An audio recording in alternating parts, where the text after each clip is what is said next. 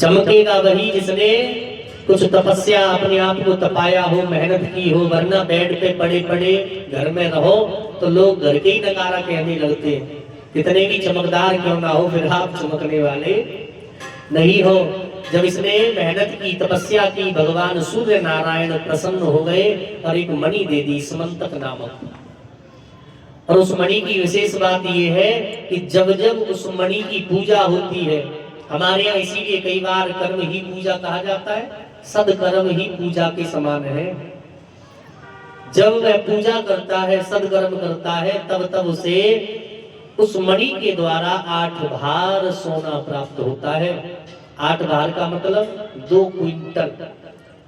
अब इतना सोना किसी को रोज मिले तो भाई साहब क्या कहने। लेकिन धन के साथ में मद आना कोई अतिरिक्त नहीं है, आ ही जाता है। इसीलिए हमारे यहाँ माता लक्ष्मी की सवारी क्या है? लक्ष्मी जी की सवारी देखो कैसी अद्भुत लीला भगवान की, कैसे नियम। अच्छा, गणेश जी देखो कितने भारी है, मोटे ताजी दिखते हैं, पर बैठे किसमें? चूहे पर। कभी समझ में आता है अगर गलती से चूहा पे पैर लग जाए तो बचेगा कुछ? गणेश जी बैठे हैं। इसका मतलब ये है कि आप गणेश हो, गणों के ईश हो, उस पद पर भी पहुंच जाओ, बहुत बड़े आदमी बन जाओ, बहुत कोठी मकान आपके हो, बहुत सारी संपत्ति आपके नाम हो, लेकिन एक सबसे कमजोर वर्ग का व्यक्ति भी आपसे आकर के मिल सके, आप उसके साथ बैठ सको, ये प्रतीक है। अब माता लक्ष्मी बैठी है उल्लू पे। उल्लू की खास बात क्या है? खास बात कहो या उसका दुर्भाग्य ये है कि उसे दिन के उजाले में कुछ दिखाई नहीं पड़ता, जबकि रात में देख सकता है। इसीलिए इस भाव को समझिए। जब लक्ष्मी जी की ज्यादा कृपा है जाए, लक्ष्मी जी सवार हो जाए किसी व्यक्ति पे, तो वो क्या बन जाता है? वो बन जाता है फिर उल्लू। उसे अपने भाई पे संदेह होने लगता है, फिर अपने ही परिवार वालों पर, जो कर्मचारी उसके सबसे बड़े विश्वास के पात्र थे, उन पर भी कई बार संदेह कर लेता है। और ये संदेह कहीं ना कहीं हमारे काम को खराब कर देता है। तो ध्यान रखना, माता लक्ष्मी की सवारी है उल्लू। तो आप पर लक्ष्मी जी की कृपा रहे तो उतनी ही रहे, आप उतनी मानो जितनी की जरूरत है, उससे अतिरिक्त नहीं उल्लू बनना पड़ेगा। तो सत्राजित को जब इतना सोना प्रतिदिन मिलने लगा, अब करे क्या?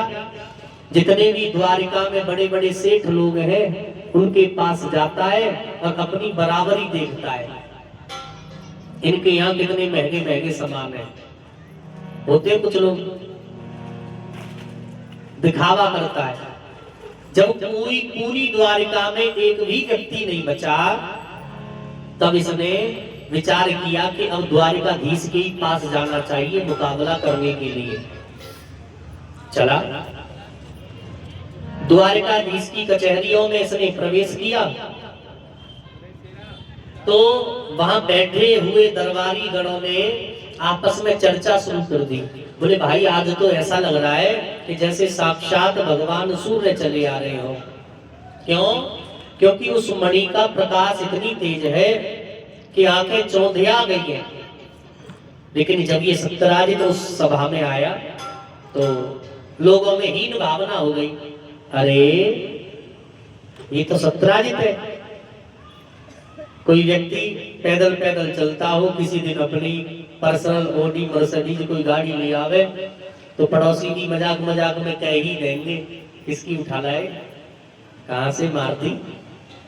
ऐसे ही सत्यराजित को देख करके लोग हीन भावना से बात कर रहे हैं। बोले ये मणि है जरूर इसकी, लेकिन इसके गले में शोभा नहीं दे रही है, ऐसी लग रही है मानो कौआ की चोंच में अंगूर दबा हुआ।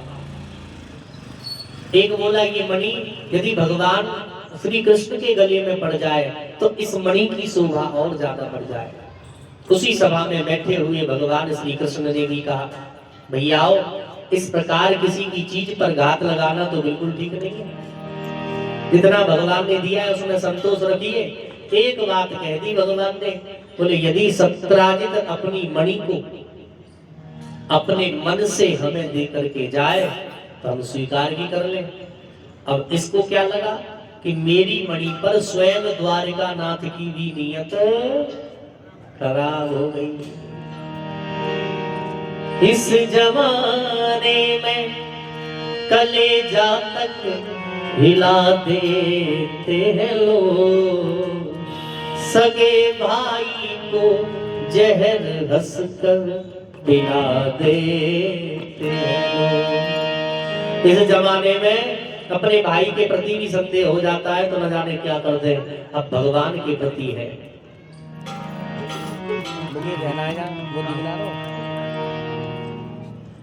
तो भगवान के प्रति इसके मन में घृणा हो गई। बोले मेरी इस मणि पर स्वयं द्वारिकाधीश की भी नियत खराब हो गई। अपने घर आया आवेश में उठ करके। इसका एक भाई है जिसका नाम है प्रसेनजित। जरा ध्यान से सुनना। प्रसेनजित ने देखा अपने भाई सत्राजित को। हमारे यहाँ भाई को एक भावर कहते हैं, उसे कहते हैं भुजा। भाई क्या है? भुजा।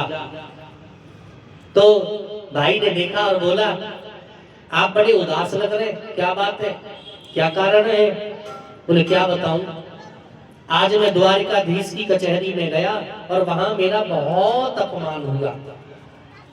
प्रसेनजित तो बोला वो तो भाई तुम थे तो चुपचाप वहां से चले आए, होते कहीं हम तो ऐसा जवाब देते कि किसी यदुवंशी पर जवाब नहीं बनता।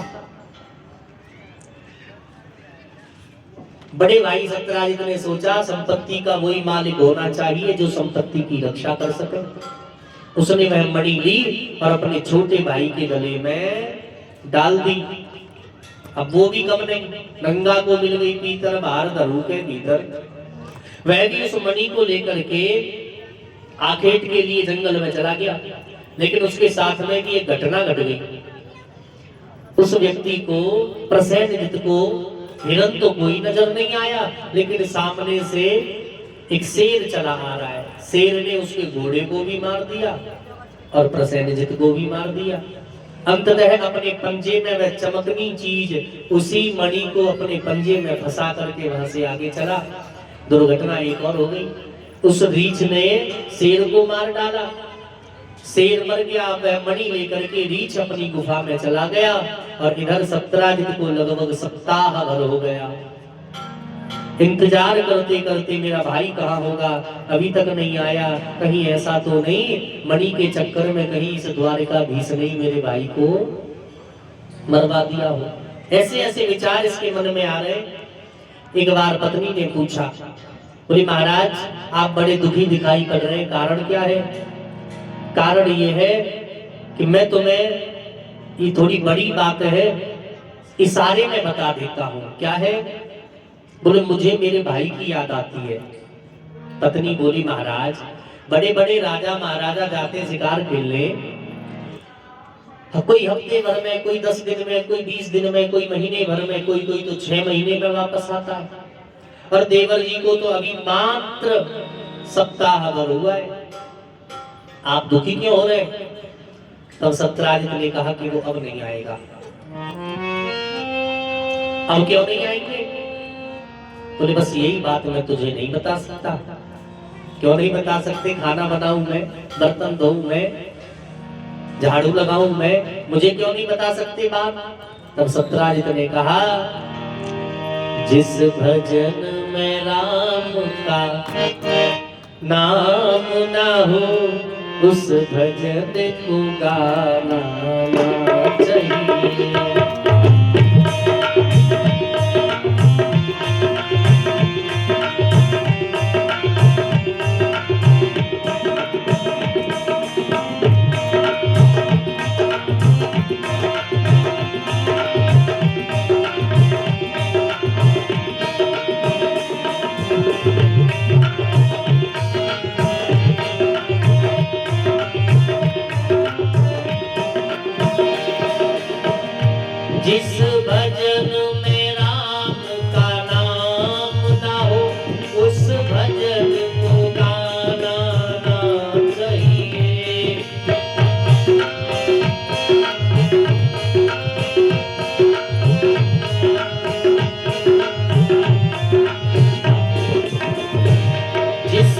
भजन में राम का नाम न हो, उस भजन को गाना ना चाहिए। चाहे कितनी भी प्यारी तिरिया हो उसे, जोर से गाओ, चाहे कितनी भी प्यारी,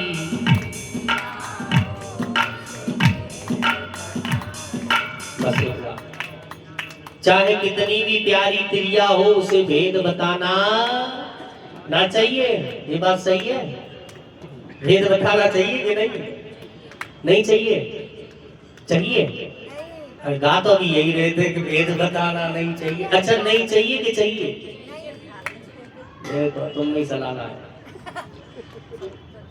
पर हम मंथन करें भाई, पत्नी को बात बतानी चाहिए कि नहीं? लड़ाई किसकी वजह से होती है? आप कह रहे हो कि बताना चाहिए, लेकिन लड़ाई किस बात पे होती है? अच्छा, कुछ कह रहे ना बताना चाहिए। ना बताएं तो लड़ाई क्यों होगी?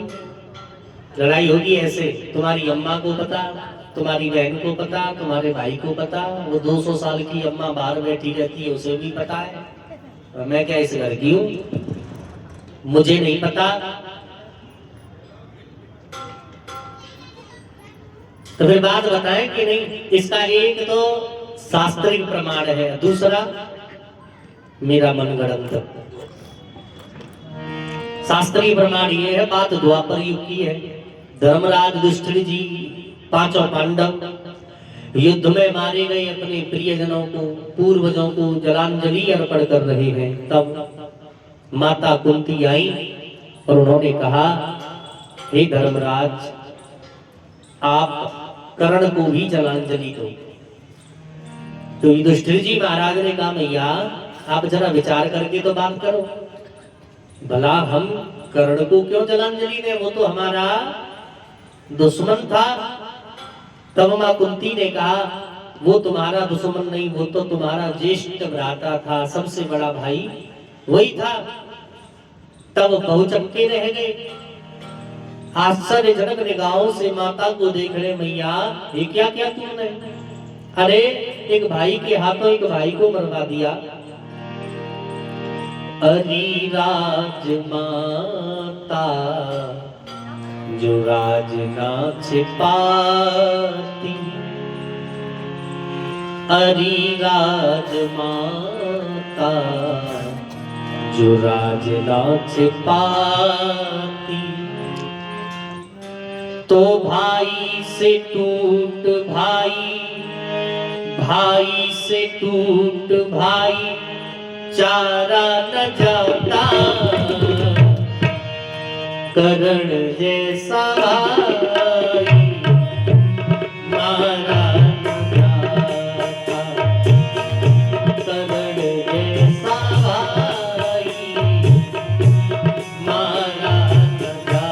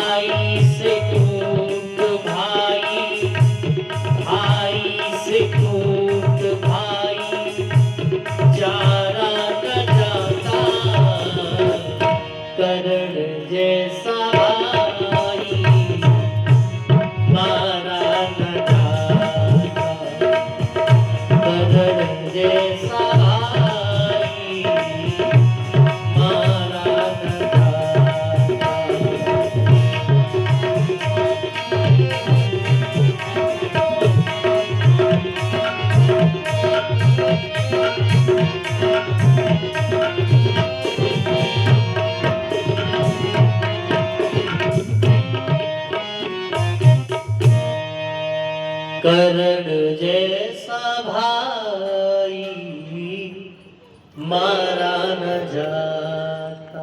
हरी राजमाता जो राज ना छुपाती, तो भाई से टूट भाई चारा ना जाता, और कर्ण जैसा भाई मारा न जाता। बेटा मैं बताती तो कैसे, कुआरेपन पे भगवान सूर्य की कृपा से वह पुत्र प्राप्त हुआ। तब युधिष्ठिर जी महाराज ने अंजलि में जल ले लिया और श्राप दे डाला। चाहे कितनी भी विदुषी नारी हो, ये लक्षण उन पर आएगा, पेट में बात की कौन कहे, पानी तक नहीं समाएगा। ऐसा श्राप दे दिया। अब ये बात द्वापर की है, इसलिए माताओं के पेट में बात नहीं रुकती। एक रीजन, एक मेरा मनगढ़ंत, वो भी सुना दो। एक मनगढ़ंत ये है कि आप सब पढ़े लिखे लोग ही हैं। दो भागों में मस्तिष्क होता है, एक अग्रभाग एक पश्च भाग। पुरुषों का और माताओं का दोनों का होता तो दो भागों में, लेकिन जो अग्रभाग मस्तिष्क होता है पुरुषों का वो होता है छोटा, पश्च भाग होता है बड़ा, और माताओं का अग्रभाग होता है बड़ा और पश्च वह होता है छोटा। तो मुझे लगता है जैसे सकरी गली हो, उसमें गाड़ी कठिनाई से तो जाएगी, पार्किंग बड़ी मुश्किल से होगी। अच्छा फिर कोई और साधन ना हो, निकालनी पड़े तुरंत, तो कठिन बात होती है ना। तो मुझे ये लगता है ऐसा हो सकता है कि नहीं, श्योर नहीं है। पर धर्मराज युधिष्ठिर जी ने श्राप दिया, ये पक्की बात है। अब ये बात द्वापर की है, कलयुग तक लागू होगी कि नहीं, समय अंतराल कोई नहीं है उसमें। इसलिए सत्यराजित ने कहा मैं तुम्हें ये बात नहीं बता सकता। पत्नी बोली अच्छा बात नहीं बताओगे तो फिर खा लेना, शाम को गरम गरम बनाऊंगी। अब जो गुस्सा में आई, संध्या का समय, सत्यराजित ने कहा तुम नाराज क्यों हो, बात तो बता दूंगा लेकिन तुम किसी से ना कहो। तो नहीं कहूंगी, बताओ। देखो ये जो द्वारिका का राजा बना बैठा है ना, इसने मेरे भाई प्रसेनजित को मणि के चक्कर में कहीं मरवा दिया। लेकिन तुम किसी से कहना मत, समर्थवान को दोष नहीं होता, समर्थवान को दोष नहीं होता। समर्थ को कौन दोष दे। अभी कोई गरीब की बेटी शाम को अगर घर लेट आवे तो पड़ोसी चार बात कहेंगे, और अमीर की आ जाए तो ट्यूशन पढ़ के आई होगी, कोचिंग से आई है। कहने का भाव जिनके पास सामर्थ्य है उनसे कोई कहता नहीं है, जिनके पास सामर्थ्य नहीं है उनकी कमी न होते हुए भी कई बार लोग बढ़ चढ़ करके बोल जाते हैं। आचार्य श्री सुखदेव जी कह रहे हैं, हे राजन परीक्षित, सत्यराजित ने अपने मन की उस नारी से सब बात कही, राजा सो गए पर वो ना सोई, न जाने कैसे उसकी रात कटी। सत्यराजित ने मन की बात कही, वो तो सो गए, लेकिन इसे नींद नहीं आई रात भर। कभी इधर करवट ले कभी उधर करवट ले, मन में विचार कर रही है बात कहाँ जाके पटकूं जल्दी से जल्दी। सुबह का 4 बजे का वक्त, मुर्गा को गाली दे, आज तो याऊ में आग लग गई, यूं ना बोलो। और जैसे ही मुर्गा ने बांग लगाई और इसने रस्सी और बाल्टी उठाई, ये चली पनघट की ओर। अब सवेरे सवेरे कौन आवे पनघट पे। गांव की औरतों को अब शब्द कहे, कुआं में बाल्टी डाल दे, धीरे धीरे खींचे, देख ले कोई नहीं आ रही, फिर पलट दे। 3-4 बार ऐसे किया, पीली फटने लगी। सुबह का वक्त हुआ, एक स्त्री गांव की तरफ से आती हुई नजर आई। अब ये धीरे धीरे बाल्टी खींचे और बड़बड़ाती जाए। जैसी आंधी या द्वारिका में चली ऐसी और कहीं नहीं चली। अच्छा धीरे धीरे कोई बड़बड़ावे तो ऐसा लगता है कि पूछ ले क्या बात है, लगता है। तो वो भी आ गई पास में, बोली क्या बात है, मैं कोई बात हो गई। बोले आजकल किसी को बात बताने का धर्म नहीं है, रो करके पूछती है ये दुनिया और हंस करके उड़ा देती है। तो वो पड़ोसन बोली एक बात बता, सारे घर की बुराई तो मुझसे करती है, आज तक मैंने किसी से कही। बोले दीदी तभी तो तुमसे कोई बात नहीं छिपाती मैं, तो अब क्यों छुपा रही है बता।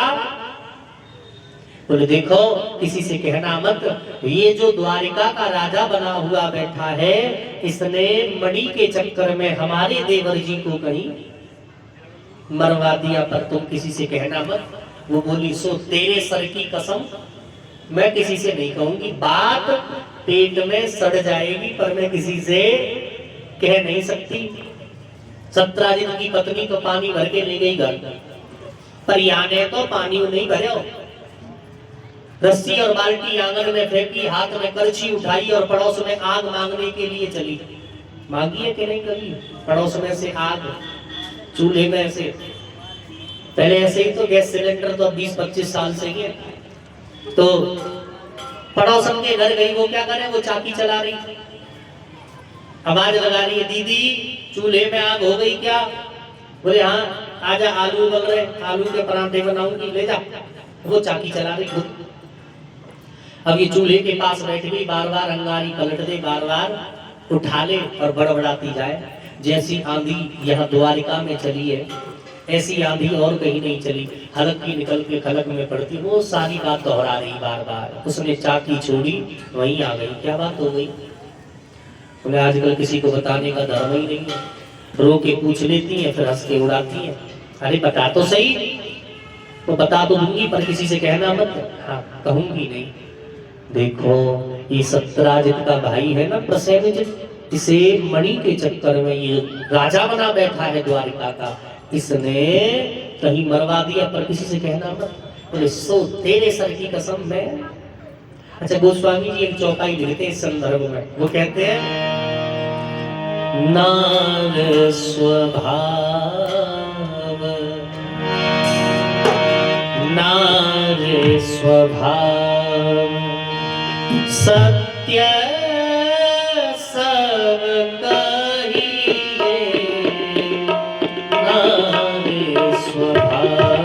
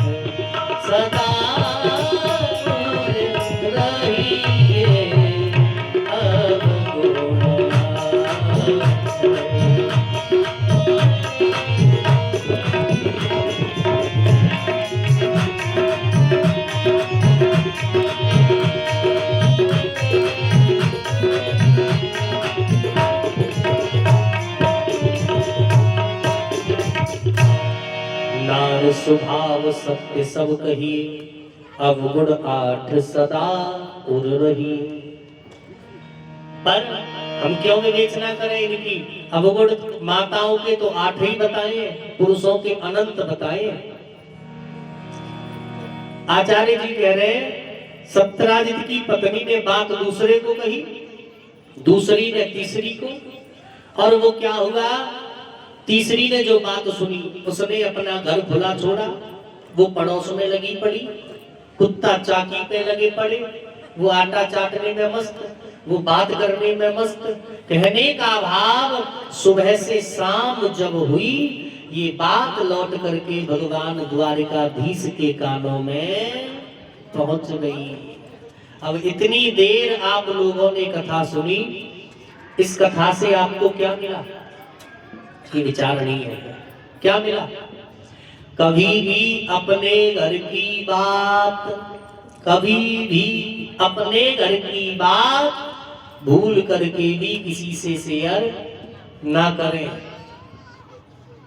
होता क्या है परिणाम? मैंने देखा है कि जिनमें खूब बटती थी आपस में, साल 2 साल तो खूब चलती है बढ़िया, एक भी बात एक दूसरे से छिपती नहीं, और 2 साल 3 साल प्रकृति का नियम है, जहाँ प्रेम है वहां थोड़ी बहुत लड़ाई होगी, ये पक्की बात है। और जैसे ही थोड़ी सी लड़ाई हुई, जो बात कभी रूम में बैठ करके घूमते घामते हुई थी। आज चौराहे पर लड़ाई जब हो रही है, वो खुल खुल के वहां आ रही है, तू ये है, तू ये है, तेरी औकात ये है, तू ये है। बचना है इन सब चीजों से, तो अपने घर की बात शेयर ना करें। हम शेयर करते तो क्या होता है, जब मन भारी होता है किसी बात को लेके, जब हम किसी को बात अपनी कहते हैं तो क्या होता है, मन कैसा हो जाता है, धीरे बोलो, मन हो जाता है हल्का।